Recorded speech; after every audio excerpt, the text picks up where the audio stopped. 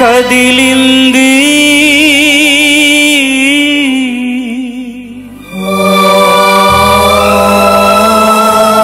కరుణరథం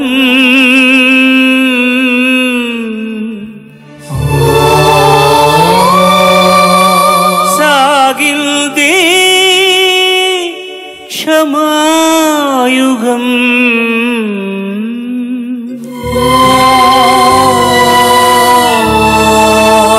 మనిషి కొరకు దైవమే కరిగి వెలిగే కాంతి పథం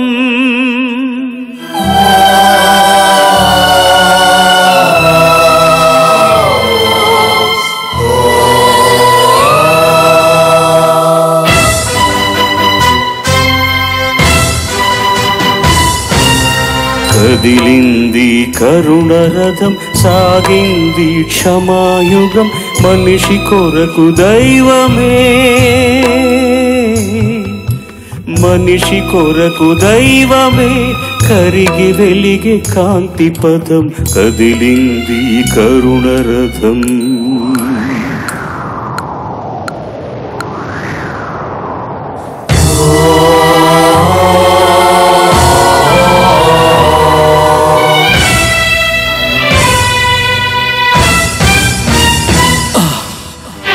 మనుషులు చేసిన పాపం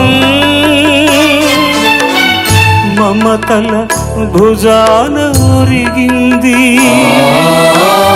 పరిశుద్ధాత్మతో పండిన గర్భం వరపుత్రునికై వగచింది వగచింది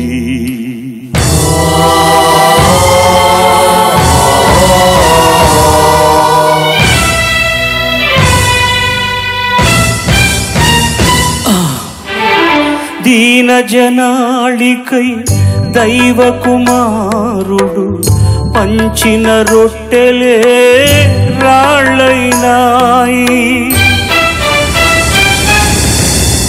పాప క్షమాపణ పొందిన హృదయాలు నిలువున కరిగి నీరయ్యాయి నీరయ్యాయి అమ్మలారా నా కోసం ఏడవకండి మీకోసం మీ పిల్లల కోసం ఏడవండి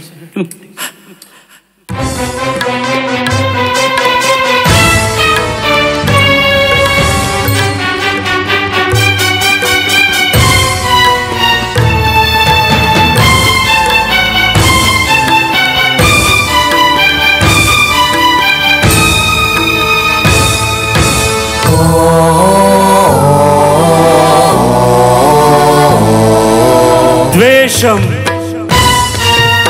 అసూయ కార్పణ్యం ముళ్ళ కిరీటమైంది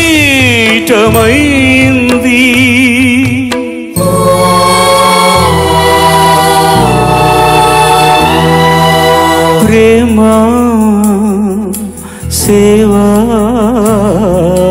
త్యాగం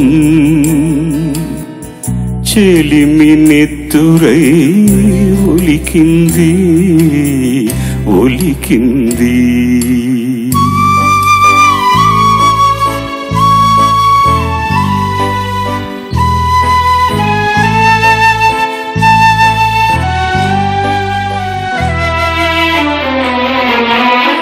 తాకినంతనే స్వస్థతనొసగిన తనుపై కొరడా చెళ్ళంది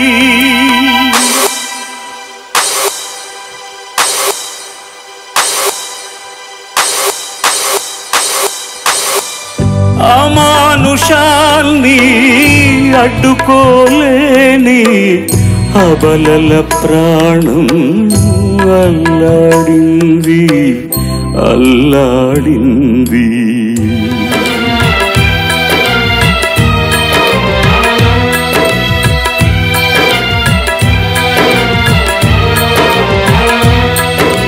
ప్రేమ పచ్చికల పెంచిన కాపరి దారుణ హింసకు గురికాగా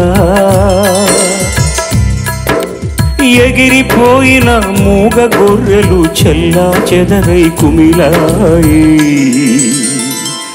చెల్లా చెదరై కుమిలాయి.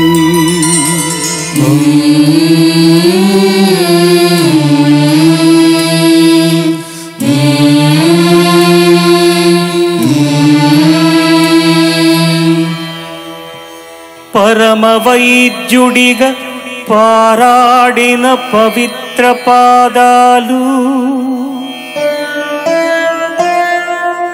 నెత్తురు ముద్దగా మారాయి. అభిషిక్తుని రక్తాభిషేకంతో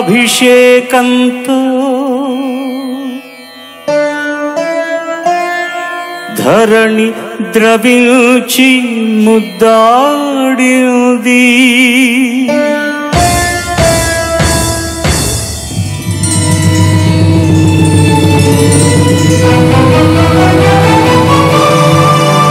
శిలువను తాకిన కల్వరి రాళ్ళు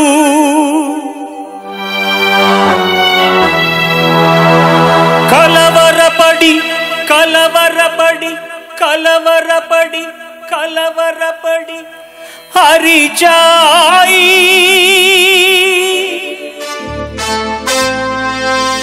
హరిచాయి.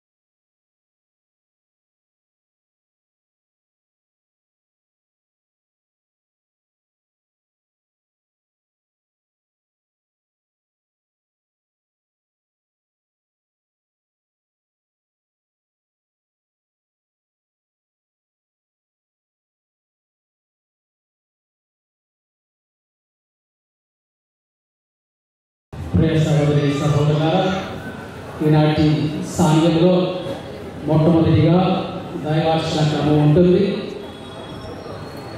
దేవుని యొక్క పట్టణాలు చదివిన తర్వాత దేవుని యొక్క ఉపదేశం ఉంటుంది. దాని తర్వాత విశ్వాసుల ప్రార్థన ఉంటుంది. విశ్వాసుల ప్రార్థన తర్వాత మరియు శిలువ ఆరాధన క్రమంలో మనం అడుగెడుతూ ఉన్నాము. తర్వాత దివ్య సప్రసాద సాంఘ్యంలోకి ప్రవేశించి చివరిగా మరి దేవుని యొక్క ఆశీర్వాదము ఉంటుంది. ఈ యొక్క సాంఘ్యాలలో భక్తిగతముగా మనందరం కూడా పాల్గొనడానికి ప్రయత్నిద్దాం. ప్రార్థించుదము.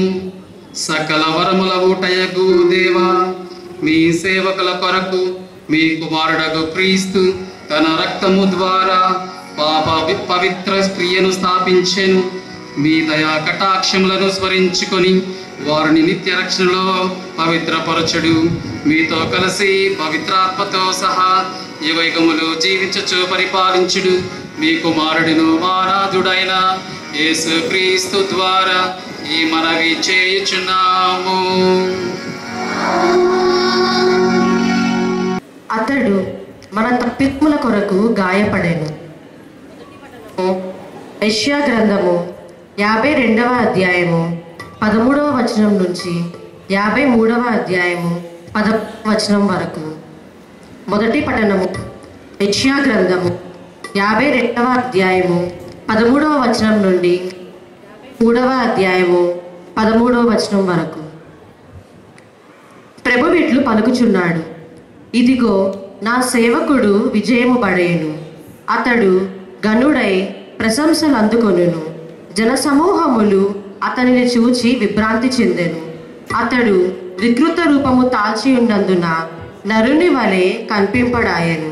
కాని ఇప్పుడు బహుజాతులు అతనిని గాంచి విస్మయమొందును. రాజులు అతనిని చూచి నిశ్చేష్టులగుదురు. వారు పూర్వము కని విని ఎరుగని సంగతులను తెలుసుకొందురు. ప్రజలిట్లు బదులు చెప్పుదురు, మేమిప్పుడు విన్నవించు సంగతులనెవరు నమ్మిరి? ఇది ప్రభు వలన జరిగినని ఎవరు గ్రహించిది? దైవచిత్తము వలన అతడు ఎండిన నేలలో వేరు పాతుకొని లేత మొక్క వలె పెరిగెను. అతనికి సౌందర్యము గాని చక్కదనము గాని లేదాయెను. మనలను ఆకర్షించు సొగసు ఏమీయూ అతనిలో కనిపింపదాయెను. ప్రజలు అతనిని చిన్నచూపు చూచి తృణీకరించిరి. అతడు విచారగ్రస్తుడు, బాధామయుడు అయినవాడు. నరులు అతని వైపు చూచుటకైనా ఇష్టపడలేదు.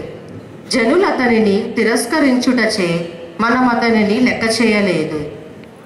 అయినను అతడు మన బాధలను భరించెను, మన దుఃఖములను వహించెను. ప్రభువు అతనిని మోది శిక్షించి దుఃఖపెట్టెనని మనము భావించితిమి. కానీ అతడు మన తప్పిదముల కొరకు గాయపడెను, మన పాపముల కొరకు నలిగిపోయెను. అతడు అనుభవించిన శిక్ష ద్వారా మనకు స్వస్థత కలిగెను. అతడు పొందిన దెబ్బల ద్వారా మనకు ఆరోగ్యము చేకూరెను. మనమందరము గొర్రెల వలె దారి తప్పితిమి, అందరము మన త్రోవన మనము వెళ్ళిపోతిమి. కానీ ప్రభువు మన ఎందరి దోషమును అతని మీద మోపెను. దౌర్జన్యముకు గురి అయిన అతడు వినయముతో సహించెను, పల్లెత్తు మాట అనడాయెను. అతడు మధ్యస్థానముకు కొనిపోబడు గొర్రె పిల్లవలె, ఉన్ని కత్తిరింపబడు గొర్రె వలె మౌనముగా ఉండనే కాని నోరు తెరవలేదు. అతనిని దౌర్జన్యముగా అన్యాయముగా కొనిపోయిరి. అతడి గతిని పట్టించుకున్న వారే లేరు.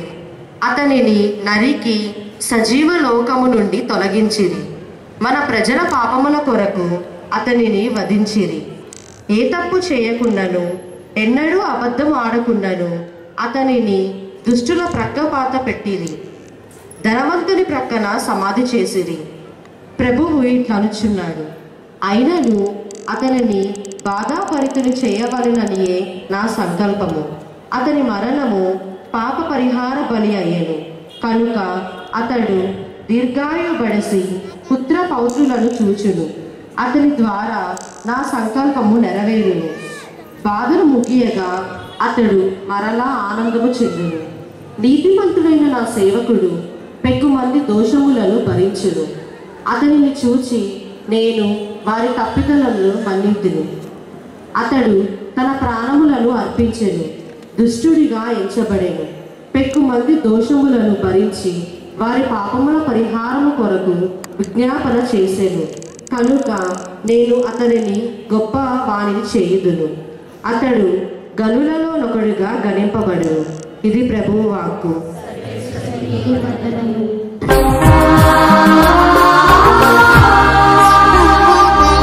ఎందుకింత ప్రేమయా ప్రభు, ఎందుకింత ప్రేమయా ప్రభు, ఈ పాపి పైన యేసయ్యా,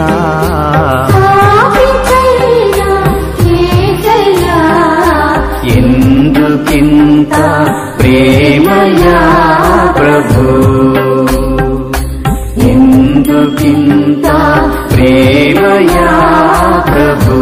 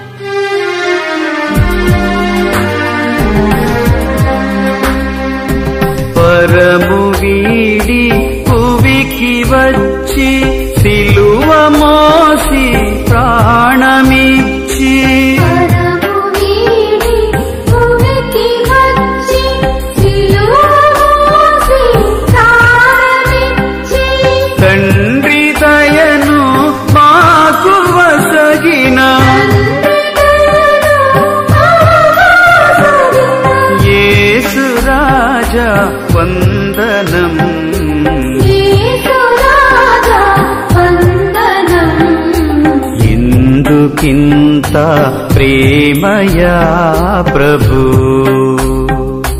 ఎందుకింత ప్రేమయా ప్రభు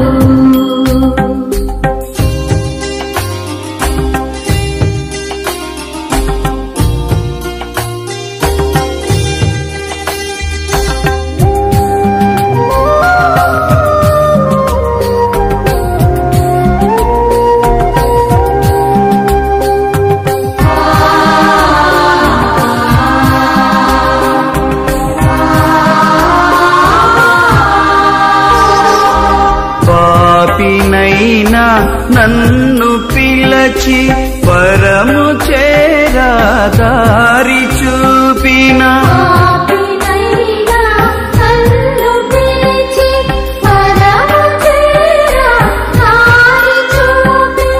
యేసు రాజా వందనం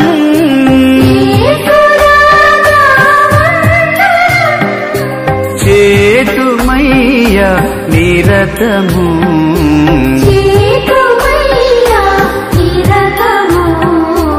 ఎందుకింత ప్రేమయా ప్రభు ఎందుకింత ప్రేమయా ప్రభు ఈ పాపి పైన యేసయ్యా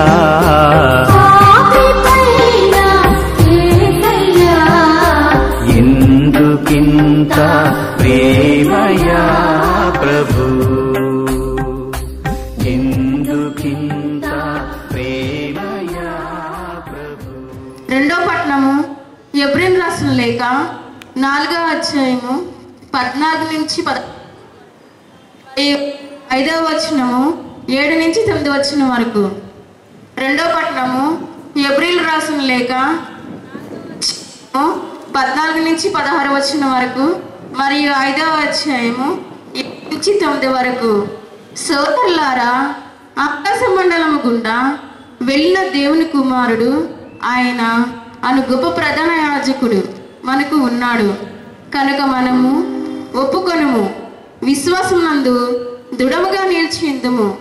మన బలహీనతలను గురించి సానుభూతి చూపలేని వ్యక్తి కాడు మన ప్రధాన యాజకుడు. అంతేకాక మన వలనే అన్ని విధములుగా శోధింపబడి పాపము చేయని వ్యక్తి మన ప్రధాన యాజకుడు. కావున ధైర్యవంతులమై మనము దయానిధియగు దేవుని సింహాసనము సమీపింతుము. అచ్చట మనము కృపను పొంది అవసరమునకు ఆదుకొనగల అనుగ్రహము కనుగొందుము.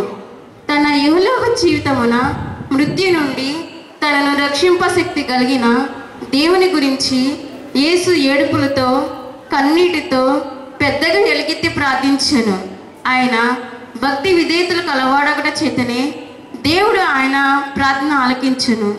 తాను దేవుని పుత్రుడై ఉండి కూడా తాను పొందిన బాధల ద్వారా విధేయుడి ఉండుటను ఆయన అభ్యసించెను. ఆయన ఇప్పుడు పరిపూర్ణుడై విధిలాగు వారి శాశ్వత రక్షణను మూలమాయను. ఇది ప్రభువు వాక్కు.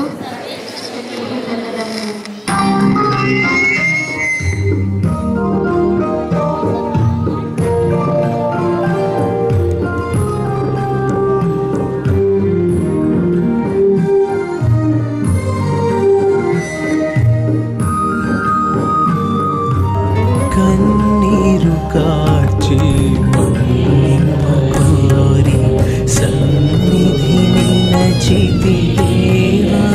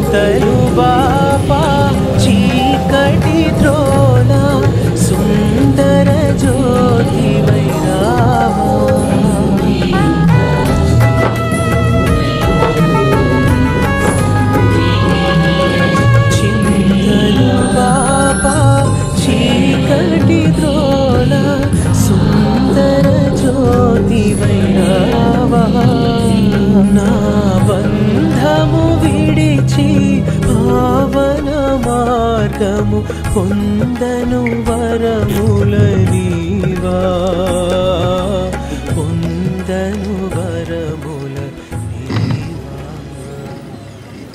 ప్రభువు మీతో ఉండునుగాక.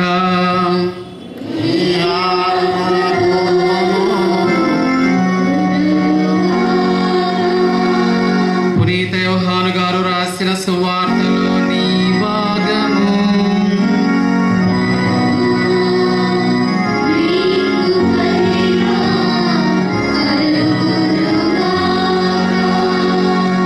యోహాను సువార్త 18వ అధ్యాయము మరియు 19వ అధ్యాయము 1 నుంచి 42 వచనములు. యోహాను సువార్త 18వ అధ్యాయము మరియు 19వ అధ్యాయము 42 వచనం వరకు. నా శిష్యులతో ఏద్రో అక్కడ ఒక తోపు ఉండెను. ఆయన శిష్యులతో కలిసి అందులో ప్రవేశించెను. యేసు తరచు తన శిష్యులతో అచ్చటకు వెళ్ళుచుండెను. కనుక ఆయనను అప్పగింపనున్న యోధాకు ఆ స్థలము తెలిసి ఉండెను. యోధా సైనికులను ప్రధాన అర్చకులు పరిసయ్యులు పంపిన బంట్రోతులను వెంట పెట్టుకొని ఆ తోపులోనికి వచ్చెను. వారు టివీలు, దివిటీలు, కాగడాలు, ఆయుధములు తీసుకుని వచ్చిరి. అప్పుడు యేసు సంభవింపనున్నది ఎరిగి ముందుకు వచ్చి, మీరు ఎవరిని వెతుకుచున్నారు అని అడిగెను. నజరేయుడకు యేసును అని వారు సమాధానమిచ్చిరి. నేనే ఆయనను అని యేసు వారితో చెప్పెను. గురుద్రోహి వారితో నుండెను. యేసు నేనే ఆయనను అని చెప్పగానే వారు వెనుకకు మరలిరి. వెనుకకు తగ్గి నేల మీద పడిపోయేరి. ఆయన మరలా మీరు ఎవరిని వెతుకుచున్నారు అని ప్రశ్నించెను.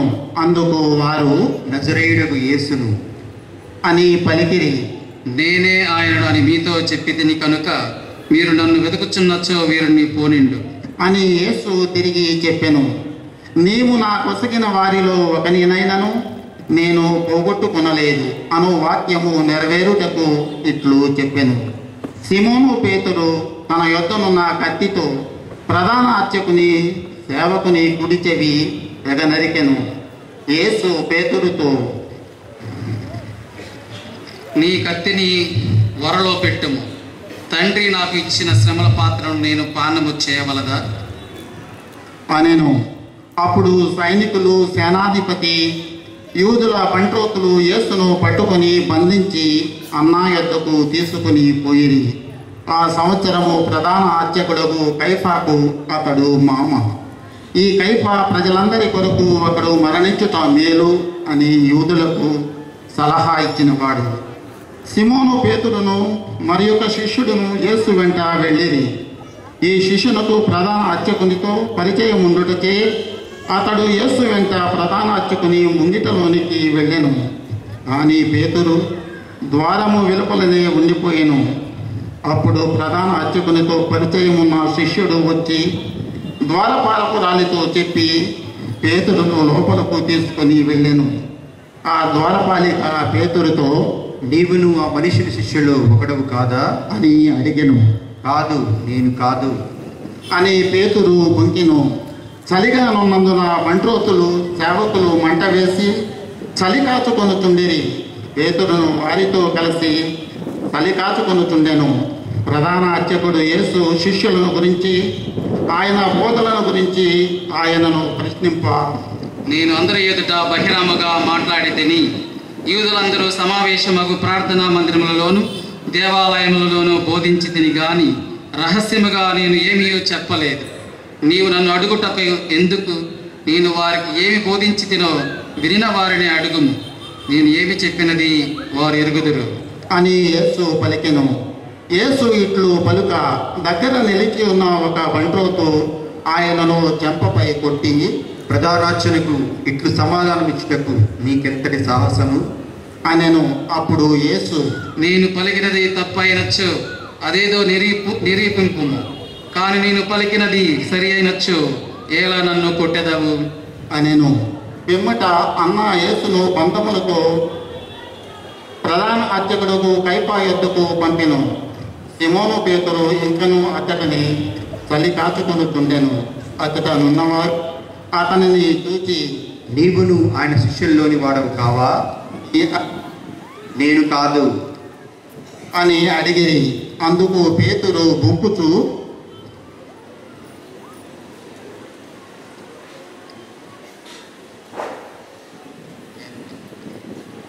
నేను కాదు అని చెప్పెను. పేతురు చెవి తెగనరికిని. వాని బంధువును ప్రధాన అర్చకుని సేవకుడును ఆయన ఒకడు. నీవు తోపులో ఆయనతో ఉండగా నేను చూడలేదా అని పేతురును అడిగెను. పేతురు నేను ఎరుగను అని బొంకెను. వెంటనే కోడి కూసెను. అప్పుడు వారు యేసును కైఫా యొద్ద నుండి అధిపతి మందిరములోనికి తీసుకొని పోయేది. అది తెల్లవారుజాము. పాస్కా భుజించుటకై అంటు పడినప్పుడున్నట్లు వారు ఆ మందిరములోనికి వెళ్ళలేదు. పిలాతు వెలుపలనున్న వారి యొద్దకు వచ్చి, ఏ నేరముపై మీరతన్ని తీసుకుని వచ్చితిరి అని అడిగెను. ఇతడు నేరము చేసిన వాడు కానిచో మేము ఇతనిని మీ చేతికి అప్పగించిన వారము కాము అని వారు పలికిరి. అందుకు పిలాతు, మీరే ఇతని తీసుకుని వెళ్ళి మీ చట్ట ప్రకారము విచారింపుడు అనేను. ఎవరికి నీ మరణదండన విధించు అధికారము మాకు లేదు అని యూదులు చెప్పిరి. యేసు తాము ఎట్టి మరణము పొందబోతున్నాడో సూచించి చెప్పిన మాట ఇట్లు నెరవేరును. పిలాతు మరల మందిరములోనికి వెళ్ళి యేసును పిలిపించి, నీవు యూదుల రాజువా అని అడిగెను. నీవే స్వయముగా ఈ మాట అనుచున్నావా, లేక ఇతరులు నన్ను గురించి నీతో ఇది చెప్పిదిరా అని యేసు తిరుగు ప్రశ్న వేసెను. అందుకు పిలాతు, నేను యూదులను అనుకొనిచున్నావా? నీ ప్రజలే ప్రధానార్చకులే నిన్ను నా చేతికి అప్పగించితిరి. నీవేమి చేసిందివి అని అడిగెను. నా రాజ్యము ఈ లోక సంబంధమైనది కాదు. నా రాజ్యము ఈ లోకమునకు చెందినది అయినచ్చు నేను యూదుల చేతులలో పడకుండా నా అనుచరులు నా పక్షమున పోరాడేవారు. కానీ నా రాజ్యము ఈ లోక సంబంధమైనది కాదు అని యేసు సమాధానమిచ్చెను. అందుకు పిలాతు, అట్లయినా నీవు రాజువా అని అడిగెను. నేను రాజునని నీవే చెప్పుచున్నావు. నేను సత్యమునకు సాక్ష్యమిచ్చుటకు జన్మించి తిని దీని కొరకే ఈ లోకమునకు వచ్చి తిని సత్య సంబంధులందరూ నా మాటను ఆలకింతురు అని ప్రత్యుత్తరం ఇచ్చెను. సత్యమనగానేమి అని పిలాతు ఆయనను అడిగెను. పిలాతు ఇట్లడిగి వెళ్ళి వారితో ఇట్లనెను, నాకు ఆయనలో ఏ దోషము కనిపించుటలేదు. పాస్కా పండుగ సందర్భమున నేను ఒక బందీని విడుదల చేయు ఆచారం ఉన్నది కదా, యూదుల రాజును విడుదల చేయమందురా అనెను. వారు మరలా కేకలు వేయచు, ఇతనిని కాదు బరబ్బాను విడుదల చేయుడు అనేది. ఈ బరబ్బా బందిమూటు దొంగ. అప్పుడు పిలాతు యేసును కొరడాలకు కొట్టించెను. సైనికులు ముళ్ళ కిరీటమును అల్లి దానిని ఆయన శిరస్సుపై పెట్టి ఆయనకు ఉదా వస్త్రములను తొడిగిరి. పిమ్మట వారు ఆయన యొద్దకు వెళ్ళి, యూదుల రాజా నీకు శుభము అని నమస్కరించి ఆయన చెంపపై కొట్టిరి. పిలాతు మరలా బయటకు వెళ్ళి ప్రజలతో, ఇదిగో ఈయనలో నాకు ఏ దోషము కనిపింపలేదని మీరు తెలుసుకుంటకు నేను మీ ఎదుటకు ఈయనను తీసుకొని వచ్చుచున్నాను అని చెప్పెను. అప్పుడు యేసు ముళ్ళ కిరీటము ఊదా వస్త్రము ధరించిన వాడే బయటకు వచ్చెను. ఇదిగో ఆయన చూడుడు అని పిలాతు ఆయనను, ప్రధాన అర్చకులను, మంత్రోతులను ఆయనను సూచించినంతనే వారిని సిలువ వేయుడు అని కేకలు వేసింది. ఈయన యందు నాకే దోషము కనిపించటలేదు. మీరే ఈయన తీసుకుని వెళ్ళి సిలువ వేయుడు అని పిలాతు చెప్పెను. అప్పుడు యూదులు, తాను దేవుని కుమారుడని ఇతను చెప్పుకొచ్చున్నాడు గనుక మా చట్ట ప్రకారం ఇతడు చావవలసినదే అనిరి. అది విని పిలాతు ఇంకను ఎక్కువ భయపడి మరలా మందిరంలోనికి వెళ్ళి యేసును, నీవు ఎక్కడి నుండి వచ్చిందివి అని ప్రశ్నించెను. కానీ యేసు ఏమీ బదులు పలుకలేదు. కనుక పిలాతు, నీవు నాతో కూడా మాట్లాడవా? నిన్ను విడిచిపెట్టుటకును సిలువ వేయుటకును నాకు అధికారం కలదని నీ మెరుగవా అనెను. అందుకు యేసు, పైనుండి నీకు అధికారము ఇవ్వబడేది కదా, నీకు నాపై అధికారము ఏమాత్రము ఉండేది కాదు. అందుచే నన్ను నీ చేతికి అప్పగించిన వాడు ఎక్కువ పాపము కట్టుకొనుచున్నాడు అని పలికెను. అంతటా పిలాతు ఆయనను విడిచిపెట్టుటకు మరీ ఎక్కువ ప్రయత్నింపసాగెను. కానీ యూదులు, ఇతనిని విడిచిపెట్టినచో నీవు చక్రవర్తికి మిత్రుడవు కావు, తన్ను తాను రాజునని చెప్పుకుని వాడు చక్రవర్తికి విరోధి అని కేకలు వేసిరి. పిలాతు ఈ మాటలు విని యేసును వెలుపలికి తీసుకొని వచ్చి రాళ్లు పరిచిన స్థలమందు న్యాయపీఠముపై కూర్చుండెను. దానిని హిబ్రూ భాషలో గబ్బాతా అందురు. అది పాస్కా పండుగకు సిద్ధపడు దినము. ఇంచుమించు మధ్యాహ్నము 12 గంటల. పిలాతు యూదులతో, ఇదిగో మీ రాజు అనెను. అందుకు వారు, ఇతరిని చంపివేయుడు, ఇతరిని చంపివేయుడు, ఇతరిని సిలువ వేయుడు అని కేకలు పెట్టిరి. పిలాతు వారితో, నేను మీ రాజును సిలువ వేయుదునా అనెను. అందుకు ప్రధాన అర్చకులు, కైసరు తప్ప మాకు వేరొక రాజు లేడు అని పలికిరి. అప్పుడు పిలాతు యేసును సిలువ వేయుటకు వారి చేతికి అప్పగించెను. అంతటా వారు యేసును తీసుకుని వెళ్ళి యేసు సిలువను మోసుకొని కపాలమును స్థలమునకు వెళ్ళెను. దానిని హిబ్రూ భాషలో గొల్గొతా అందురు. అక్కడ వారు యేసును సిలువపై కొట్టిరి. ఆయనకు ఇరువైపుల మరి ఇద్దరిని అట్లే సిలువపై కొట్టిరి. నజరేయుడగు యేసు యూదుల రాజు అని వ్రాసి పిలాతు ఆయన సిలువపై పెట్టించెను. యేసును సిలువ చేసిన స్థలము నగరమునకు దగ్గరగా ఉండుటచే యూదుల అనేకులు దానిని చదివిరి. అది హిబ్రూ, లతీన్, గ్రీకు భాషలలో వ్రాయబడెను. అంతటా యూదులు ప్రధాన అర్చకులు పిలాతునితో, యూదుల రాజని వ్రాయము, నేను యూదుల రాజునని అతడు చెప్పాను అని వ్రాయము అనేది. అందుకు పిలాతు, నేను వ్రాసినదేమో వ్రాసితిని అంతే అనెను. యేసును సిలువ వేసిన పిమ్మట సైనికులు ఆయన వస్త్రములను 4 భాగములు చేసి తలా ఒక భాగము తీసుకునిది. వారు అంగీని సహితము అట్లే తీసుకునిది. అది కుట్టు లేకుండా నేయబడి ఉన్నందున దీనిని చింపవద్దు, ఇది ఎవరికి వచ్చునో అదృష్టపు చీట్లు వేసుకుందుము అని ఒకరితోనొకరు చెప్పుకునిది. వారు తమలో నా వస్త్రములను పంచుకునిది, అంగీ కొరకు అదృష్టపు చీట్లు వేసుకునిది అను లేఖనము నెరవేరునట్లు ఇది జరిగింది. వారు అటులనే చేసిరి. యేసు శిలువ చెంత ఆయన తల్లియు, ఆమె సోదరియు, లోప భార్యకు మరియమ్మయు, మగ్దల మరియమ్మ నిలువబడి ఉండేది. తన తల్లియు తాను ప్రేమించిన శిష్యులను దగ్గర నిలిచిండుట చూసి యేసు తల్లితో, స్త్రీ, ఇదిగో నీ కుమారుడు అనెను. ఆ తరువాత శిష్యునితో, ఇదిగో నీ తల్లి అనెను. శిష్యుడు ఆ గడియ నుండి ఆమెను స్వీకరించి తన ఇంటికి తీసుకొని పోయిను. పిదప యేసు అంతయు సమాప్తమైనది అని గ్రహించి, నాకు దాహమగుచున్నది అనెను. లేఖనము ఇట్లు నెరవేరెను. ఇక్కడ పులిసిన ద్రాక్ష రసముతో నిండిన పాత్ర ఉండెను. వారు నీటిని పాచిని ఆ రసములో ముంచి దానిని హిస్సోపు కొలకు తగిలించి ఆయనకు అందించిరి. యేసు ఆ రసమును అందుకొని సమాప్తమైనది అని తల వంచి ప్రాణము విడిచెను. కొంచెంసేపు నిశ్శబ్దముగా మోకరించి ప్రార్థన చేసుకుంటాం.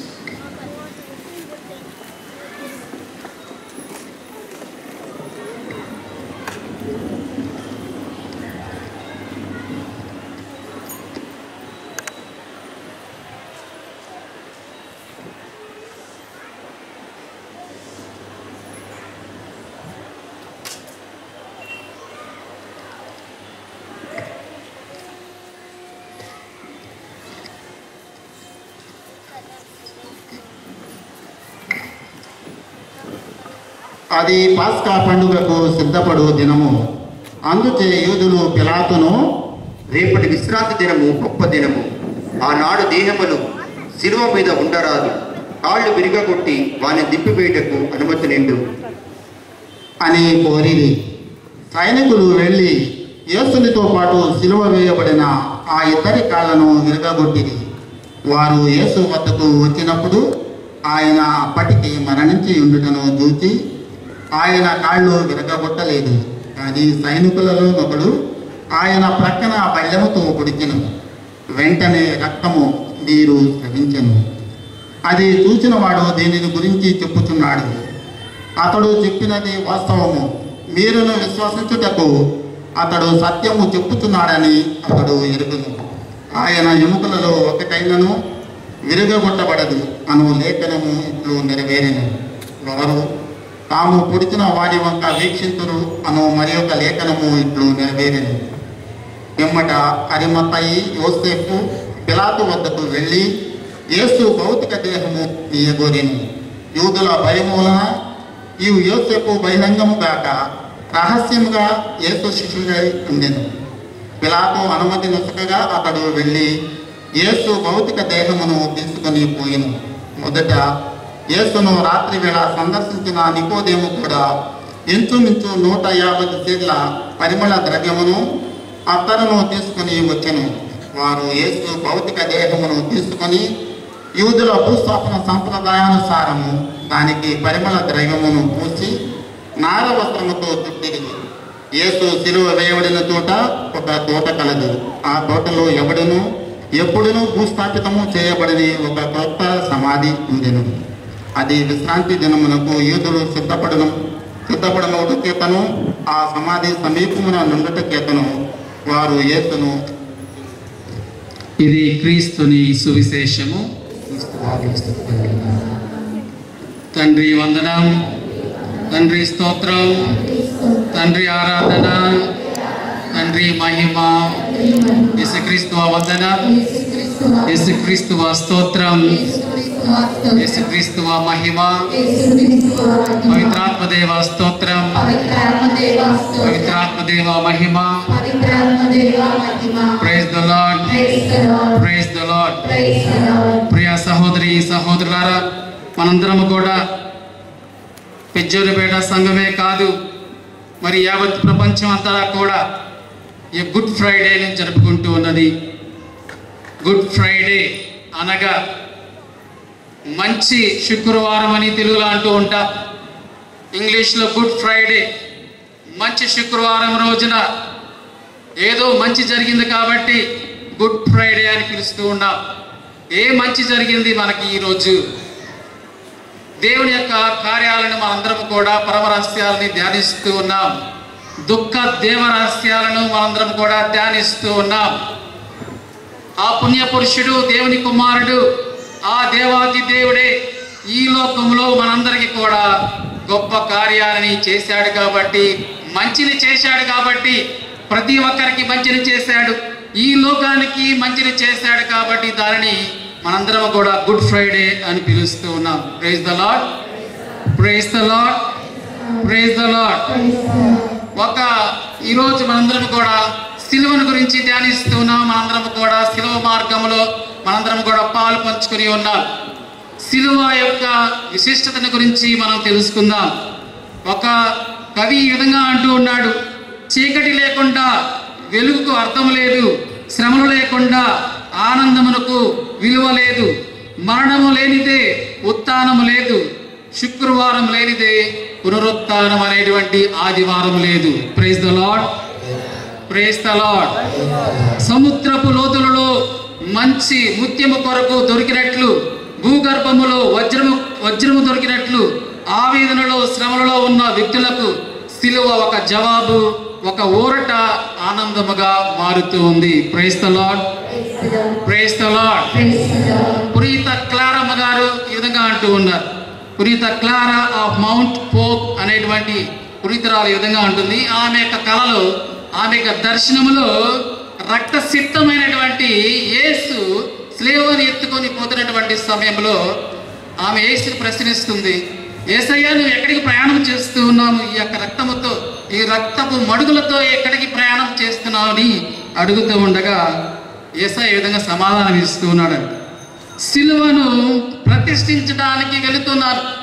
నాకు ఎక్కడా కూడా ఈ యొక్క సిలువను ప్రతిష్ఠించడానికి ఎక్కడా కూడా నాకు స్థలము దొరకడం లేదు అని ఆయన ప్రశ్నిస్తూ ఉన్నారు. ఈరోజు మనందరము కూడా ఆయన బిడ్డలమైన మనందరము కూడా మన హృదయాలలో ఆ శిలువను ప్రతిష్ఠిస్తూ ఉన్నాడు. ఈ శిలువ అనేటువంటిది ఈ లోకములో ప్రతి ఒక్కరిలో ఆయన ప్రతిష్ఠిస్తూ ఉన్నాడు. ఈ శిలువ అనేటువంటిది మనందరము కూడా మన యొక్క మెడల్లో మనందరము కూడా ధరిస్తూ ఉన్నాం, శిలువను ధరిస్తూ ఉన్నాం. దేవాలయాల్లో శిలువను ప్రతిష్ఠించుకుంటూ ఉన్నాం. అదేవిధంగా ప్రతి ఒక్కరిలో దేవాలయాల్లో మనం ప్రతిష్ఠించుకుంటూ ఉన్నాం. ఈ శిలువ అనేటువంటిది యేసయ్య ఎత్తుకొని వచ్చి ప్రతిష్ఠించినటువంటి స్థానం ఏదైనా ఉందంటే మనమే, తన బిడ్డలమైనటువంటి మనందరము కూడా మా కేర్ ఆఫ్ అడ్రస్. ఆయన మనందరము కూడా తన యొక్క బిడ్డలము అంటూ ఉన్నారు. ఏ విధంగానైతే మనందరం కూడా ఆధార్ కార్డుతో అదేవిధంగా పాన్ కార్డుతో గుర్తించబడుతూ ఉన్నామో, స్లేవ అనేటువంటి ఈ ప్రతిష్ఠ ద్వారా, స్లేవ ధరించడం ద్వారా మనందరం కూడా దేవుని బిడ్డలుగా మారుతూ ఉన్నాము. దేవుని క్రీస్తుని ప్రతిష్ఠించుకుంటూ ఉన్నాం. Praise the lord, praise the lord, praise the lord. ఈరోజు ఈ యొక్క సిలువ అనేటువంటిది ఇది. కానీ ప్రపంచ దృష్టిలో సిలువ అంటే ఏమిటి? అది ఒక శుభకరమైనటువంటి చిహ్నమా లేదా శాపకరమైనటువంటి చిహ్నమా అని చూస్తూ ఉంటే, లోకము సృష్టిలో ఇది ఒక శాపము, లోకము సృష్టిలో ఇది ఒక అవమానముగా ఉన్నది అని మనం గమనిస్తూ ఉన్నాం. యేసు ప్రభు జీవించిన కాలంలో మనకు తెలుసు ఏ విధంగా ద్రోహులను ఏ విధంగా శిక్షించేవారు, సిలువ మ్రాణి మీద కొట్టి శిక్షించేవారు. ఈ సిలువ ఒక శాపానికి గురైన వారు అనుభవించేటువంటి బాధ, శాపానికి గురైనటువంటి వారు ఏ విధంగా ఉంటారు? అందరూ కూడా సిలువలో ఏలాడుతున్నటువంటి వాళ్ళందరూ చూసి ఈ దేవుడిని శపించాడనేటువంటి దృష్టితో చూసినటువంటి వారు. క్రీస్తు కూడా ఆ సిలువలోనే వేలాడుతూ ఉన్నాడు. ఏ ద్రోహం చేశాడు? యేసు ప్రభు కూడా శాపానికి గురయ్యాడా అని ఈ ప్రశ్న మనకి తల ఎత్తవచ్చు. దేశద్రోహులకు విధించేటువంటిది ఈ యొక్క సిలువ రాడు. ఎటువంటి దేశద్రోహము యేసయ్య చేశాడు అని ప్రశ్నిస్తే మనకు ఆలోచించవలసినటువంటి విషయాలు చాలా ఉన్నాయి. కానీ సిలువ దోషులకు వేసేటువంటి శిక్ష.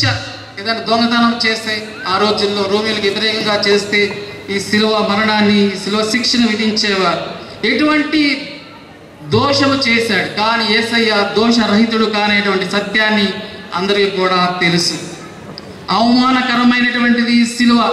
అందరి దృష్టిలో, లోకము దృష్టిలో ఒక దొంగ చంపబడిన విధముగా, ఒక శాపగ్రస్తుడు చంపబడిన విధముగా ఆ సిలువలో ఆయన మరణిస్తూ ఉన్నాడు. ఇదంతా కూడా దేవుని యొక్క ప్రణాళికగా మనం భావించాలి. మతము, రాజకీయము, సమాజము నేరము చేయకుండానైనా సరే ఆయనపై మోపిన అపరాధము, అబద్ధ సాక్ష్యము ఈ యొక్క సిలువ. ఈ లోకమంతా కూడా కట్టు కలిసి ఆయన మీద అపరాధము వేసి అబద్ధ సాక్ష్యము పలికి ఆయన సిలువకి గురి చేస్తున్నటువంటి ఈ లోకం. Praise the lord, praise the lord. ఈరోజు ఈ సిలువ ఇది మనందరికీ కూడా దేవుని దీవెనకరముగా మారింది, రక్షణ చిహ్నముగా మారింది. దేవుడు ఎంచుకున్న ఈ ఆయుధము, దేవుడు ఎంచుకున్నటువంటి ఈ రథము ఎన్నో గుణపాఠాలు మనకి నేర్పుతూ ఉన్నది. ప్రియ సహోదరి సహోదరులారా, ఇదిగో శాపానికి గురైనటువంటి ఈ సిలువ, శాపానికి దోషులకు వేసేటువంటి ఈ సిలువ, అవమానకరమైనటువంటి ఈ సిలువ, ఇది దేవుని శక్తిగా ఎలా మారింది, దేవుని శక్తిగా ఎలా మారింది అనే సత్యాన్ని మనందరం కూడా తెలుసుకోవాలి. సిలువలోని పరమార్థము లోకమునకు అర్థము కాదు. ప్రియ సహోదరి సహోదరులారా, విశ్వాసం లేని వారికి అర్థము కాదు, మూర్ఖులకు ఈ సిలువ అర్థము కాదు. ఎందుకు దేవుడు ఈ సిలువలోనే మరణించాలి? దేవునికి ఫీలింగ్స్ ఉన్నాయా, దేవునికి బాధలు ఉన్నాయా అని ప్రశ్నిస్తే ఎవరికి కూడా ఆ ఊహకు అందనటువంటి ప్రశ్నలు మనకు తెలుసు. ఈ లోకము ఏ విధంగా భావిస్తుంది సిలువను గురించి? మత్తయి సువార్త 11వ అధ్యాయం 25వ వచనములో మనం చూస్తూ ఉన్నాం. పరలోకమునకు భూలోకమునకు అధిపతిమైన తండ్రి విజ్ఞులకు వివేకవంతులకు వీటిని మరుగుపరచి పసిబిడ్డలకు బయలుపరచితి అంటూ ఉన్నారు. సిలువకు సంబంధించినటువంటి పరమరహస్యాలు ఈ లోకమునకు అర్థము కాదు, మనకి అర్థము కాదు. విజ్ఞానులైనటువంటి వారికి, వివేకవంతులైనటువంటి వారికి ఎవరికి కూడా అర్థం కాదు. కానీ విశ్వాసంతో చూసినట్టు వారికి మాత్రమే అది అర్థమవుతుందని పునీత పౌలు గారు మనకు తెలియపరుస్తున్నారు. 1వ కొరింథీయులకు రాసిన లేఖ 1వ అధ్యాయం 20వ వచనంలో, జ్ఞాని ఎక్కడ, పండితుడు ఎక్కడ, ఈ లోకపు తర్కవాది ఎక్కడ, ఏమయ్యను, లౌకిక మగు వివేకమును దేవుడు అవివేకమని చూపలేదా? ఈ శిలువ నుంచి ప్రతి ఒక్కరిని అవివేకులుగా మారుస్తున్నాడు అన్న సత్యాన్ని మనకు తెలియపరుస్తున్నారు. శ్రమలను అనుభవించే వ్యక్తిని దేవుడు నిజముగా దేవుని తిరస్కరిస్తూ ఉంది. అదేవిధంగా ఎవరైతే మనందరం అర్థం చేసుకున్నటువంటి విషయం, అదే రాజ్యభవనంలో పుట్టి ఖరీదైన దుస్తులు ధరించి వజ్ర వైడూర్యాలను అలంకరించుకొని కాలు క్రింద మోపకుండా ఖుషీగా ఖుషీగా జీవిస్తూ బాధ అనేటువంటి శ్రమలను తెలియకుండా పార్కుల వెంట తిరుగుతూ ఉన్న వ్యక్తులను ఈ లోకం నమ్ముతుంది. కానీ యేసయ్యను మాత్రము, ఆయన మోసిన శిలువను ఎవరు కూడా అర్థం చేసుకోలేదు. మనిషిని క్షుణ్ణముగా తెలుసుకొని మనిషి మనసులో ఒకటై, మనిషి హృదయంలో ఒకటై, మనిషి బాధలలో ఒకటై, మనిషిలాగా జన్మించి మనిషి వలె శ్రమలు అనుభవించిన యేసయ్యను ఈ లోకము తిరస్కరిస్తూ ఉంది. ప్రియ సహోదరి సహోదరులారా, praise the lord, praise the lord, praise the lord. ఎందుకు ఈ యొక్క పరిస్థితి ఎదురుపడుతూ ఉంది? ఎందుకంటే ఏ విధంగానైతే ఈ లోకము చూస్తూ ఉందో, బాధలను అనుభవించే వ్యక్తి దగ్గరికి ఎవరు కూడా పోరు. అదేవిధంగా స్లేవలో వేలాడుతున్నటువంటి ఆ యేసయ్య పక్కన ఇరువురు కూడా స్లేవ వేయబడుతూ ఉన్నారు. కుడివైపు దొంగవాడు, ఎడమవైపు దొంగవాడు. ఎడమవైపున వేయబడేటువంటి దొంగవాడి యొక్క ఆ భావజాలం కూడా అటువంటి. ఈయన ఈ స్లేవలో వేలాడుతూ ఉన్నారు.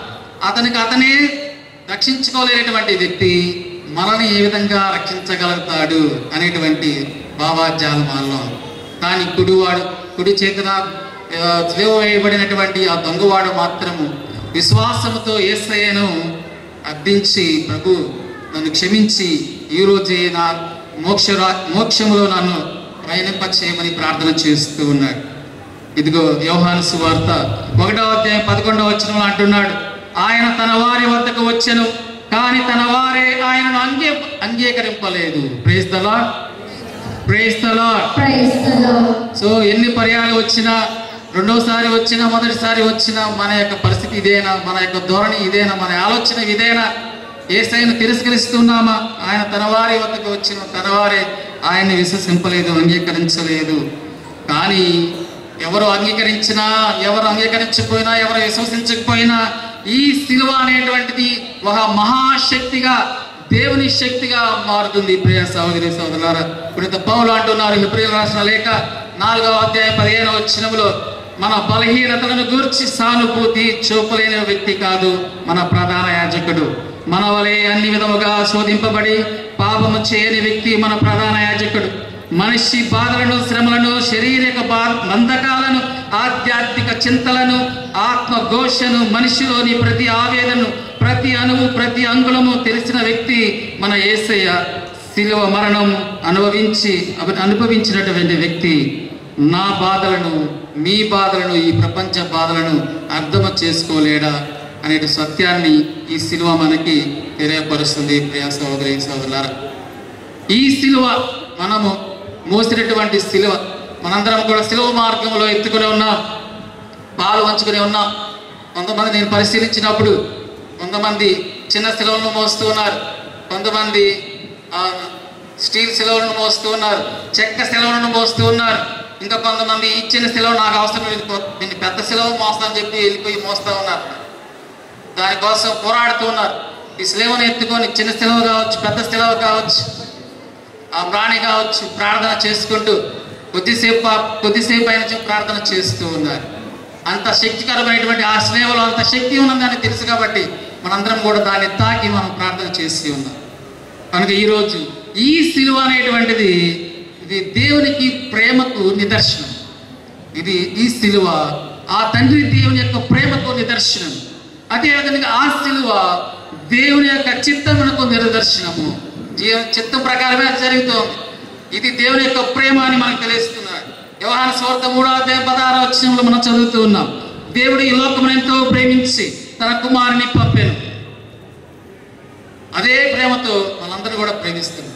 ఆది కాండం మొదలుకొని ఈ యొక్క నూతన గ్రంథం వరకు యేసయ్య మరణించినంత వరకు కూడా అనేకమైనటువంటి సంఘటనల ద్వారా, అది ప్రవక్తల ద్వారా కావచ్చు, మరి యూదులను ఆ యొక్క ఎడారిలో నడిపించిన విధానం బట్టిది కావచ్చు, ప్రవక్తల ద్వారా కావచ్చు, అనేకమైనటువంటి సంఘటనల ద్వారా ఆయన తన ప్రేమను ప్రదర్శిస్తూ ఉన్నాడు. అనేక విధాలుగా తన బోధనల ద్వారా కావచ్చు, అద్భుతాల ద్వారా కావచ్చు, ఈ శ్రీవ ద్వారా కావచ్చు, అనేక విధాలు పునరుత్థానం ద్వారా కావచ్చు, తన తండ్రి దేవుని యొక్క ప్రేమను ప్రదర్శిస్తూ ఉన్నాడు. ఇది ఒక డ్రామా లాగా ఉంటుందంట, ప్రదర్శన. ఇది కాకపోతే ఇంకొకటి, ఇంకోటి కాబట్టి ఇంకోటి, ఇంకా ఒకటి మించినది ఇంకొక దాన్ని తన తండ్రి దేవుడు మన పట్ల అపారమైనటువంటి ప్రేమను మన కలపరుస్తుంది. దేవుడు ఈ లోకంలో ఎంతో ప్రేమించి మనందరూ కూడా అపారముగా తన శిలవలో మనందరూ ప్రేమిస్తున్నాడు సత్యాన్ని మనకి తెలియపరుస్తూ ఉన్నాడు. అదే ప్రేమ నీ కోసం నా కోసం ప్రేమను పలకరిస్తూ ఉన్నాడు, దారపోస్తూ ఉన్నాడు. ఏ విధంగా దారపోస్తున్నాడు? నేను చెప్పిన ఈ యొక్క ప్రతి సంఘటన, ప్రతి యేసయ్య చేసినటువంటి ప్రతి క్రియ అది ఒక ప్రదర్శన. ఆయన సేవలో కొట్టినటువంటి గాయాలు కావచ్చు, గాయాలు 5 శీలలు ఏమని మనకు అర్థం చేస్తున్నాయి. మనం కొట్టించుకున్నటువంటి ఈ సిలువ, ఈ మేకులు, మనము కొట్టబడినటువంటి ఈ మేకులు, మనం కొట్టించుకున్నటువంటి ఈ మేకులు, ఆ మేకులను తీసివేయడానికి, పెరిగివేయడానికి ఆయన మేకులను కొట్టించుకుని ఉన్నాడు. Praise the lord, praise the lord, praise the lord. ఆయన పొందినటువంటి కొరడా దెబ్బలు 39 కొరడా దెబ్బలను ఆయన విధించి ఉన్నాడు. అది కూడా దేవుని ప్రేమకు చిహ్నమే.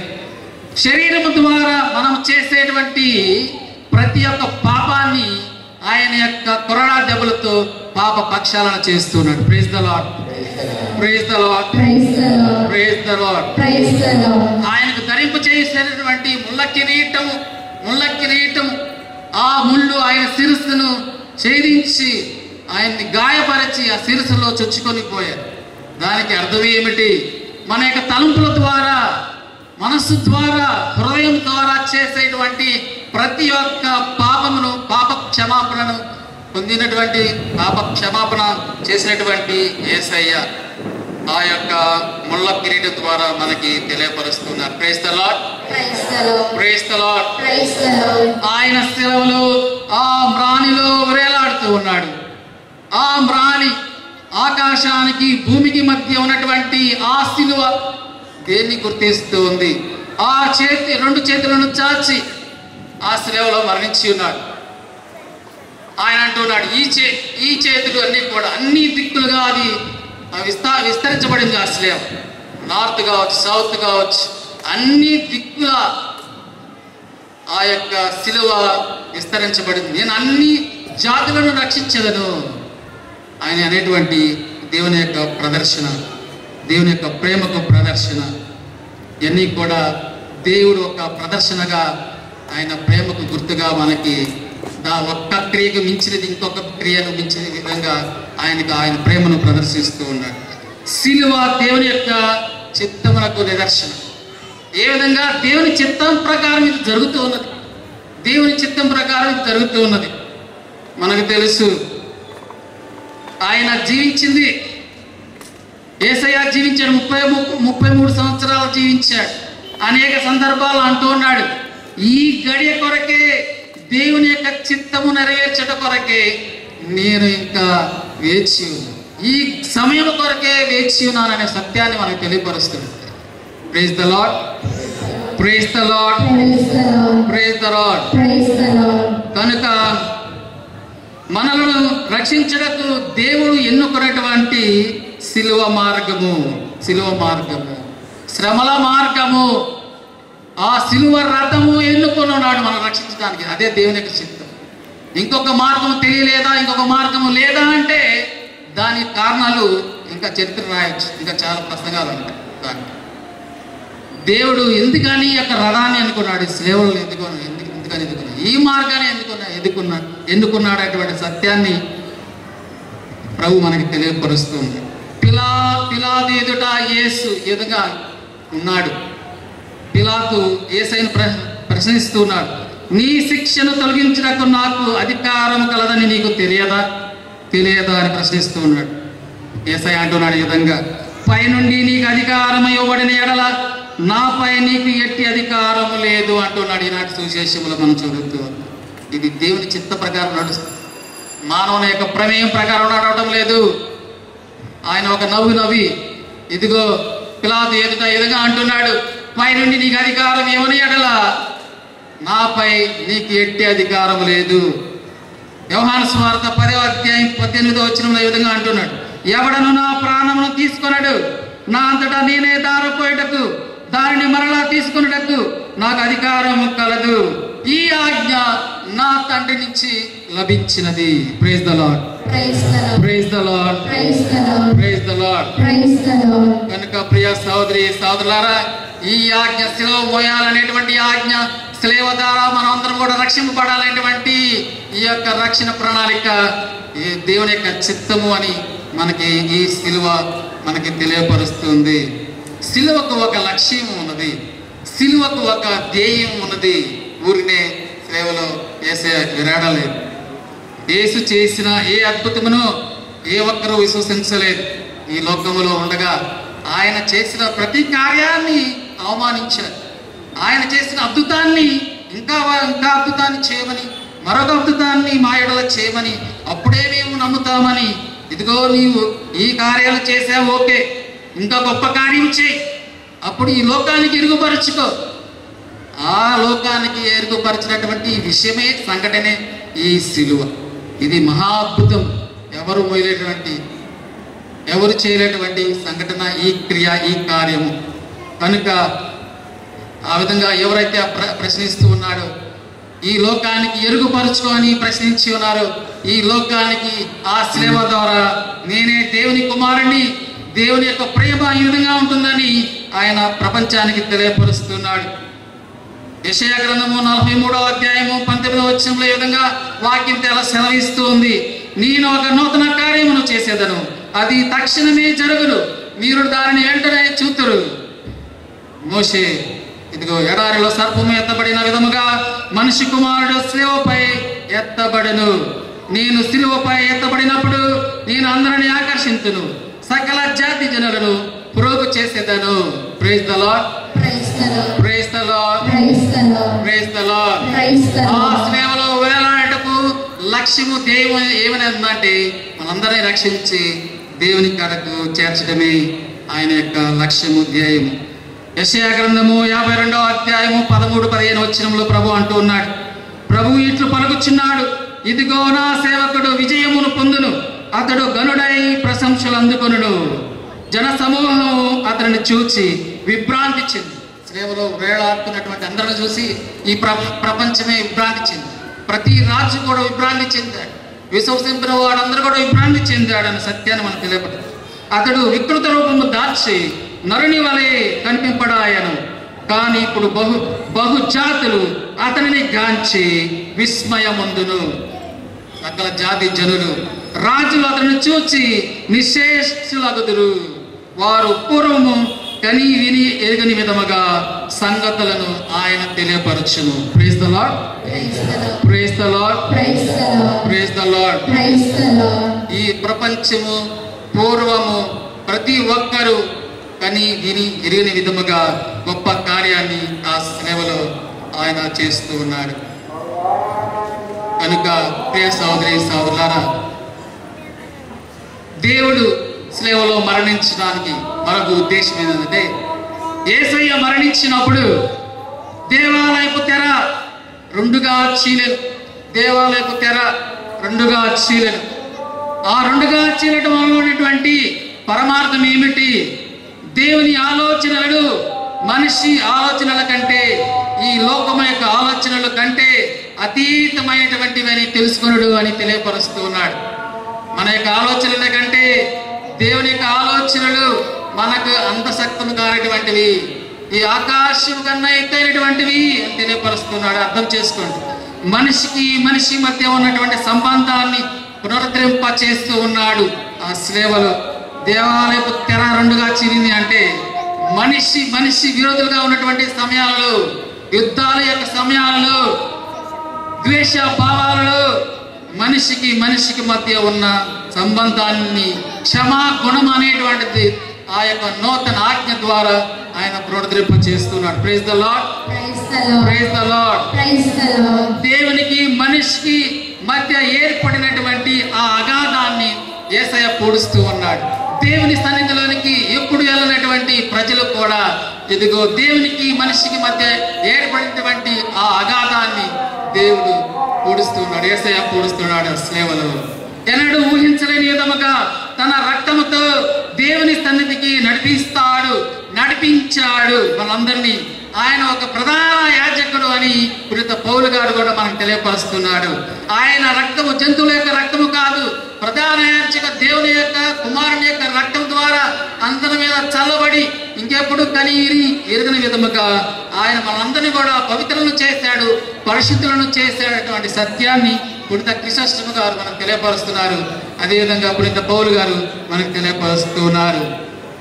ఆది కాండంలో ఆదాము అవ్వ పాపానికి ద్వారము తెరిచి ఉన్నాడు. కానీ యేసయ్య ఈ సిలువలో మోక్షానికి ద్వారం తెరిచి ఉన్నాడు. Praise the lord, praise the lord, praise the lord. కనుక ఈ మోక్షములందరము కూడా భాగస్థులుగా అందరూ మోక్ష ప్రాప్తిని ప్రసాదించాలని దేవుని యొక్క సత్యం. సిలువ మనందరికీ కూడా నిర్జీవముగా కనబడవచ్చు, దానిలో జీవం లేదు అనుకోవచ్చు. కానీ ఈ నిర్జీవమైనటువంటి సేవే ఆ నిర్జీవ సేవలో సజీవమైనటువంటిది. దేవుడు సజీవాన్ని ఇవ్వగలడు. నిర్జీవమైనటువంటి సేవ కాదు. దేవునికి అసాధ్యమైనది ఏదీ లేదు. ఆ కొయ్య నుండి, ఆ మ్రాను నుండి జీవాన్ని పుట్టించగల శక్తి దేవునికి ఉన్నదని తెలియపరుస్తుంది. దేవునికి అసాధ్యమైనటువంటిది ఏదీ లేదు. పచ్చి పొదలో నుంచి ఆ మోషేకి కనిపించినటువంటి దేవుడు పచ్చి పొదను కూడా మండించగలటువంటి దేవుడు. దేవునికి సాధ్యమైనటువంటిది ఏదీ లేదు. బండ నుండి నీటిని రప్పించగల దేవుడు, సముద్రం 2 పాయలుగా చీల్చినటువంటి దేవుడు, ఎడారిలో సర్పపు కాట నుంచి జీవింపన చేసినటువంటి దేవుడు, షడ్రకు మేషాకు అబేద్నెగో వార్లను అగ్ని గోళం నుండి రక్షించిన దేవుడు, రాళ్లను సైతము స్తుతింప చేయగల దేవుడు, ఎముకలకు జీవం పోయగల దేవుడు. ఒక కొయ్య నుండి జీవమును పుట్టించలేడా? మరణం నుండి జీవమును పోయలేడా? మరణం యొక్క కోరలను విరచలేడా? పౌలు విధంగా తెలిపిన విధంగా మరణపు కోరలను ఆయన విధిస్తూ ఉన్నాడు. ఈ సిలువ ఒక జీవపు వృక్షము అంటున్నాడు. యోహాను సువార్తలో 8:40 కీర్తనాకారుడుగా అంటున్నాడు. ఇది ఒక జీవపు వృక్షం. అది ఆ సిలువ జీవలేనిగా దానిగా కనబడుతుంది, కానీ దాని నిండా జీవం. ఎందుకంటే యేసయ్యను పొడిచినప్పుడు ఆ ప్రక్క నుంచి రక్తము నీరు స్రవించెను. జీవము గల వృక్షం. ఆయన ప్రక్క నుంచి జీవము రక్తము నీరు స్రవించెను. ఇది ఎల్లప్పుడూ ఇది ఏటు ఒడ్డున నాటబడినటువంటి చెట్టు వలె ఈ చెట్టు జీవపు వృక్షము. అందరం కూడా ఆ జీవములో భాగస్థలం అవుతున్నానే శ్రమ మనకి తెలియపరుస్తుంది. ప్రియసహోదరి సహోదరులారా, చివరిగా మనందరము సిలువ ఎటువంటి గుణపాఠాలు నేర్పిస్తూ దేవుని ప్రేమకు ఇది నిదర్శనం. దేవుని చిత్తము కొరకు, దేవుని రాజ్యము కొరకు, మనిషి యొక్క రక్షణ కొరకు, మనిషి యొక్క స్వతంత్రము కొరకు, సాతాను రాజ్యం యొక్క అంతము కొరకు, నూతన సృష్టి కొరకు, తండ్రి దేవుని యొక్క చిత్తము కొరకు, అదేవిధంగా యేసుకు ఇచ్చిన బాధ్యత, కర్తవ్యము, దాన్ని నిర్వర్తించడంలో యేసుకు ఎదురుపడినటువంటి సవాలు ఈ సిలువ మార్గంలోనే అన్నీ కూడా ఆయన పరిపూర్తి చేస్తున్నాడు. ఈ ధర్మశాస్త్రాన్ని నేను రద్దు చేయటం రాలేదు, దాన్ని పరిపూర్ణం వరచడానికి వచ్చి నాకు తెలుసు. చివరికి ఆ సేవలో ప్రతి ఒక్క ధర్మశాస్త్రంలో లిఖించబడినటువంటి ప్రతి పనులు ప్రతి అక్షరము ఆయన నెరవేరుస్తున్నారు. Praise the lord, praise the lord, praise the lord, praise the lord. Praise the Lord. మన యొక్క కేర్ ఆఫ్ అడ్రస్, మన యొక్క దేవుడు ఈరోజు రక్తశక్తమైనటువంటి ఆ శిలువను మోసుకొని వచ్చి, నేను నీతో నా శిలువను ప్రతిష్ఠిస్తూ ఉన్నాను, నీ జీవితంలో ప్రతిష్ఠిస్తూ ఉన్నాను, నువ్వు సిద్ధమే అంటున్నాడు. కొంతమంది శిలువను చూసి పారిపోతూ ఉంటారు, కానీ ఆ శిలువను ఎదుర్కోవడానికి, శ్రమను ఎదుర్కోవడానికి నీకు శక్తిని ఇస్తా. ఆ శిలువ శక్తి ఆయన గాయముల ద్వారా, ఆయన మరణం ద్వారా మనము స్వస్థలవుతాం అనుకున్న కొరకు పితా పుత్ర పవిత్ర ఆత్మనామమున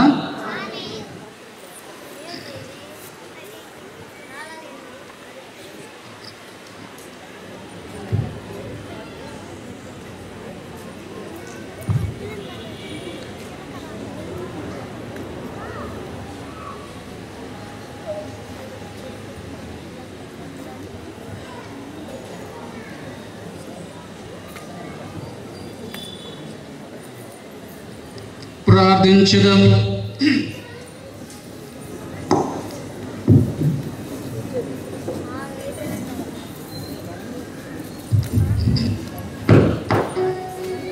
విశ్వాసుల ప్రార్థన. తిరుసభ కొరకు ప్రియులారా, పవిత్ర ప్రపంచమంతటా వ్యాపించి ఉన్న సత్యసభ శాంతిని ప్రసాదించినట్లు, దానిని ఐక్యపరిచిన దేవుడు కాపాడునట్లు, మనకు జీవితంలో శాంతి భద్రతలు వసుకున్నట్లు ప్రార్థిద్దాం. సర్వశక్తి గల నిత్య సర్వేశ్వర, క్రీస్తునందు సమస్త ప్రజలకు మీ మహిమను వెల్లడి చేసితిరి. ప్రపంచమంతటా వ్యాపించి ఉన్న మీ సత్య సభ మీ నామాస్తుతి యందు దృఢ విశ్వాసముతో స్థిరపడనట్లు మీ దయామయ కార్యములను భద్రపరచుడు. మా నాథుడైన క్రీస్తు ద్వారా ఈ మనవి చేయుచున్నాము. పరిశుద్ధ పాపు గారి కొరకు, మన పరిశుద్ధ పాపు గారి కొరకు ప్రార్థిద్దాం. ఆయనను అపోస్తుల వారసత్వ పదవికి ఎన్నుకునే దేవుడు దైవ ప్రజలను పరిపాలించుటకు సురక్షితముగా ఆయనను కాచి కాపాడినట్లు ప్రార్థిద్దాం. సర్వశక్తి గల నిత్య సర్వేశ్వర, సమస్తము మీ ఆధీనంలో ఉన్నది. కనికరించి మా ప్రార్థనను ఆలకింపుడు. మాకై ఎన్నికైన మా పోపు గారిని అనురాగముతో కాపాడడు. ఈ విధమున మీ అధికారముతో పాలించబగుతున్న క్రైస్తవ జనము ఈ పోపు గారి పాలనలో విశ్వాస పుణ్యములయందు వృద్ధి చెందునుగాక. మా నాథుడైన క్రీస్తు ద్వారా ఈ మనవి చేయుచున్నాము.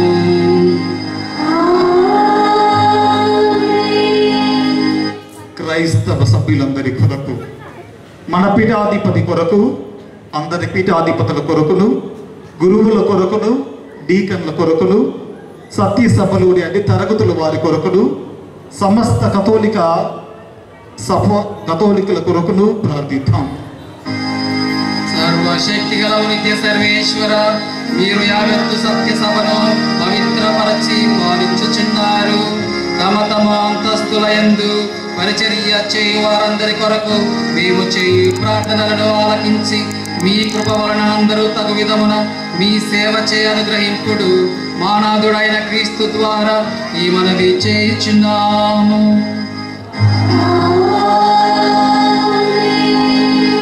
సత్యసభలో ప్రవేశింప సిద్ధపగు వారి కొరకు, మన కర్తయ్యకు వారి అంతరంగిక చెవులను వెప్పి వారిని తమ దయకు పాత్రులుగా చేసుకున్నట్లు, దాని వలన వారు జ్ఞానస్థానము ద్వారా పాప విమోచనను పొంది క్రీస్తుతో ఐక్యమైనట్లు ప్రార్థిద్దాం. ప్రార్థించుదాం. సర్వశక్తి గల నిత్య సర్వేశ్వర, మీరు మీ సత్య సభకు కొత్త సంతానమును నిరతము ప్రసాదించుచున్నారు. మీ సభలో ప్రవేశింప తయారగుచున్న మా సోదరుల విశ్వాసమును జ్ఞానమును అధికము చేయు. ఇట్లు జ్ఞానస్థానము ద్వారా కృత జీవనమును పొంది మీ దత్తపుత్రులో చేరుదురుగాక. మానాథుడైన క్రీస్తు ద్వారా ఈ మనవి చేయుచున్నాము.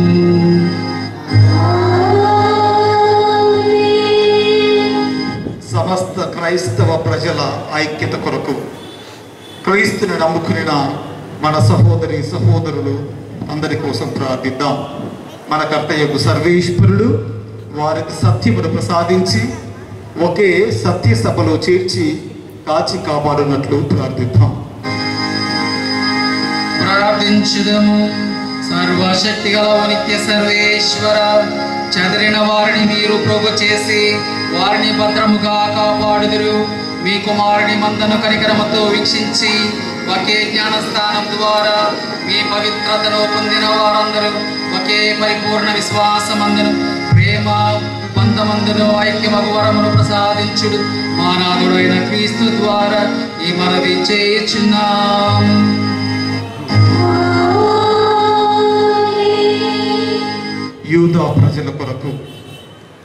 యూదా ప్రజల కొరకు ప్రార్థిద్దాం.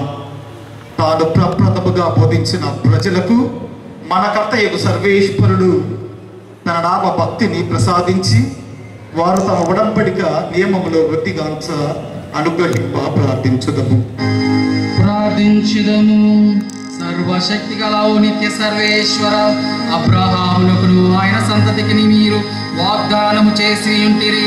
మీరు మొట్టమొదట ఎన్నుకున్న ప్రజలు రక్షణ పూర్ణమతను పొందయోగ్యమగునట్లుగా సత్యసభ చేయు ప్రార్థనలను దయతో నాలకించుడు మానాథుడైన క్రీస్తు ద్వారా మనవి చేయుచున్నాము.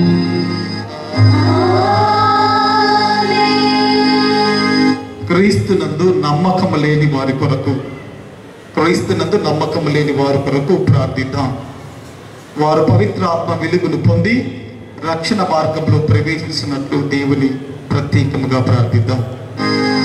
సర్వశక్తి గల నిత్య సర్వేశ్వర, క్రీస్తునందు నమ్మకము లేని వారు మీ సమక్షములో నీతి మార్గమందు ప్రవర్తించు సత్యమును కనుగొనున్నట్లును మేము పరస్పర సోదర ప్రేమయందు అభివృద్ధి చెందొచ్చు జీవనమును పరిపూర్ణముగా పొంద ఆసక్తి పరులమై ఉంది భూలోకములో మీ ప్రేమకు ఉత్తమ ప్రాయులమగినట్లు అనుగ్రహింపుడు మానాథుడైన క్రీస్తు ద్వారా ఈ మనవి చేయుచున్నాము.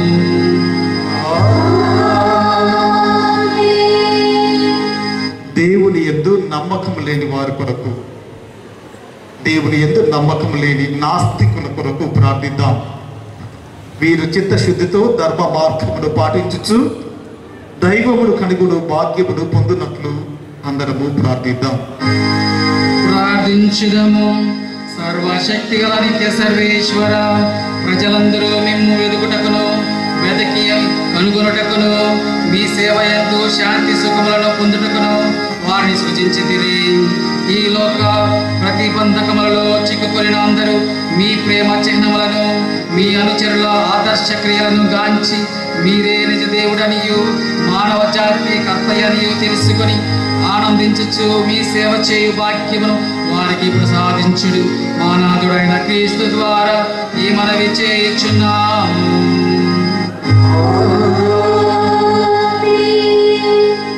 దేశ పాలకుల కొరకు, మన దేశ పాలకులందరి కొరకు ప్రార్థిద్దాం. మన కర్తయ్యకు సర్వేశ్వరుడు అందరినీ నిజ శాంతి స్వాతంత్రములను తన చిత్తానుసారము త్రిప్పునట్లు ప్రార్థిద్దాం. ప్రార్థించుదము. సర్వశక్తి గల సర్వేశ్వర, మానవ హృదయములు హక్కులు సర్వము మీ చేతి అందే ఉన్నవి. మీ అధికారముతో పాలించుచున్న మా పాలకుల మీద మీ దయామయ దృష్టిని ప్రదర్శింపుడు. ఈ విధమున ప్రపంచమంతట శాంతి భద్రతలు సుఖ సౌఖ్యములు మత స్వతంత్రము మీ కృపానుగ్రహము వలన స్థిరపడినట్లు అనుగ్రహింపుడు మానాథుడైన క్రీస్తు ద్వారా ఈ మనవి చేయుచున్నాము.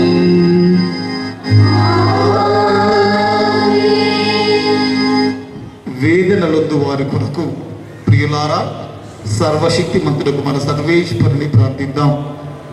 ఆయన భూలోకములు అన్ని దోషముల నుండి శుద్ధ చేయునట్లును కారాగారముల బందీలుగా బంధములో విముక్తులుగా ఉన్న వారికి తెగగొట్టి వారికి విడుదలలో చేయునట్లు ప్రయాణికులకు రక్షణములు పరదేశులై ఉన్న వారందరికీ కూడా సురక్షితముగా ఇల్లు చేరునట్లు కృపలు కనికరించినట్లు రోగులకు ఆరోగ్యములు మరణావస్థలో ఉన్న వారికి రక్షణను ప్రసాదించినట్లు ప్రార్థిద్దాం.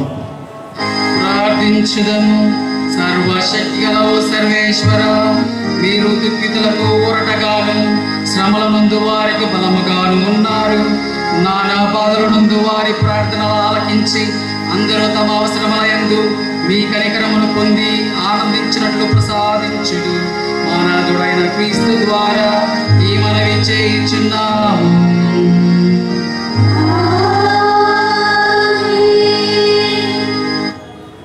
ఇప్పుడు శిలువ ఆరాధన ఉంటుంది. ఆ చివరి నుంచి శిలువ ఆరాధన 3 సార్లు మనందరం కూడా ఆరాధన జరుగుతూ ఉంది. గురువు ఈ విధంగా కలుగుతూ ఉన్నాడు. ఇదిగో శిలువమ్రాను, దీని యందే లోకరక్షకుడు వేలాడు. మీరు అందరి యొక్క జవాబు, రెండు అందరము దానిని ఆరాధించు. ఇదిగో శిలువమ్రాను, దీని యందే లోకరక్షకుడు వేలాడే.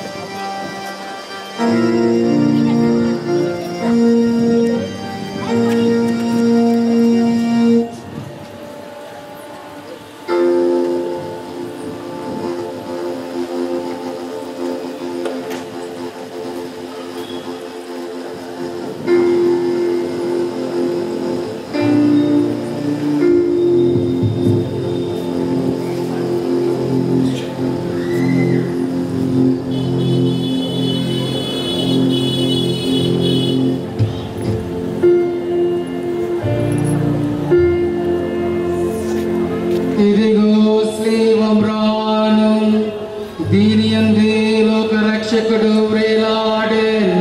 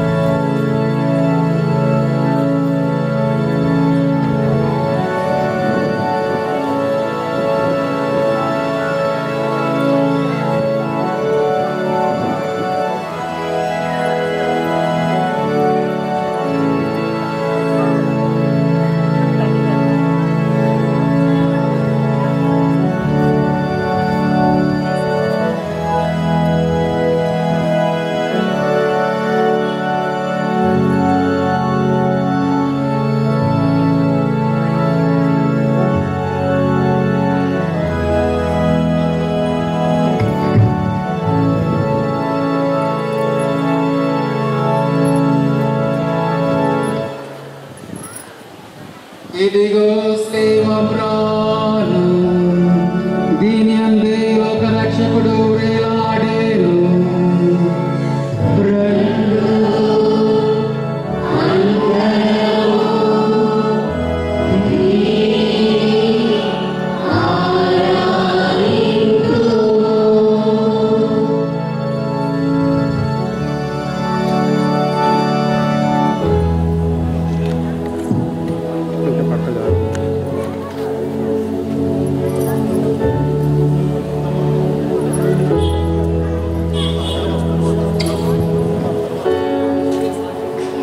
కెమెరామెన్ పక్క జరగండి రా, నేను పక్క వెళ్ళిపోతాను, మీరు ఎదురు అంటే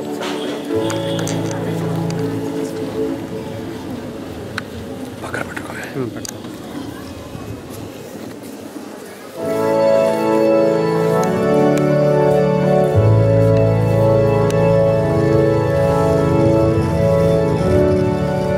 ఇదిగో శ్రీవమ్రాను, దీని యందే లోక రక్షకుడు వ్రేలాడేను.